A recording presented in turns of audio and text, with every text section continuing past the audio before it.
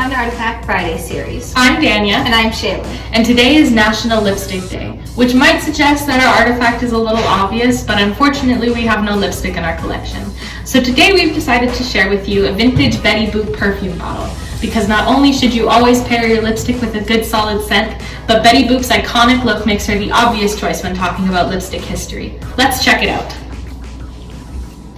Betty Boop debuted on August 9, 1930, and she was created by Max Fleischer. She appeared in Fleischer Studios' short film Dizzy Dishes.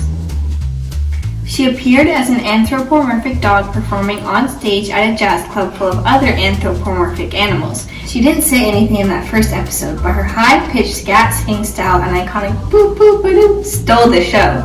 Her puppy dog eyes became smaller and hoop earrings replaced her floppy dog ears. Audiences fell in love with Betty and demanded that she appear in more cartoons. By 1932, she was starring in her own series of Betty Boop cartoons, produced by Mr. Fleischer through Fleischer Studios.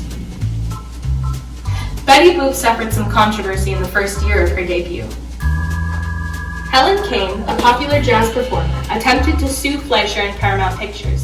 She claimed Betty Boop was a deliberate caricature of her persona, claiming that her voice, looks, and mannerisms were uniquely hers and were copied by Betty Boop. She added that Betty Boop's appearance and style of scat singing, including the word boop, were originally hers, even though scat singing had long since been a staple for black jazz performers.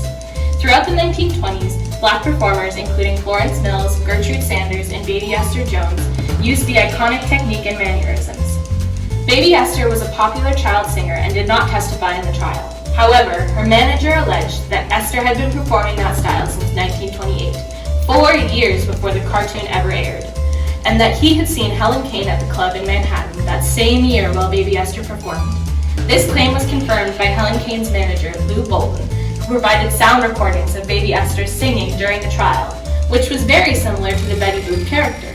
The court ruled that Helen Kane could not claim ownership of Betty Boop or her characteristics since none of her mannerisms or style actually belonged to Helen.